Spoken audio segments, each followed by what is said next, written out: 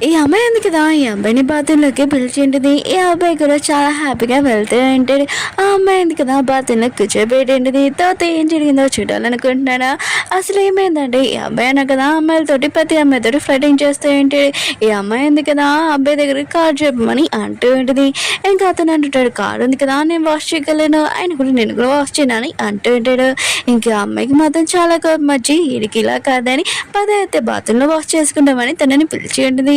ఆ అబ్బాయి కూడా చాలా హ్యాపీగా వెళ్తూ ఉంటాడు. అమ్మాయి ఉంది కదా! అబ్బాయిని బాత్రూంలో కూర్చోపెట్టి ఉంటుంది.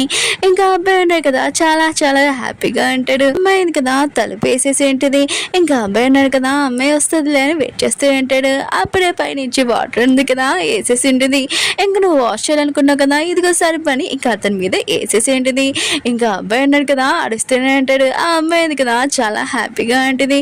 మళ్ళీ తర్వాత అమ్మాయి ఉంది కదా! అబ్బాయిని కలిసాక అబ్బాయి ఏం చేస్తాడు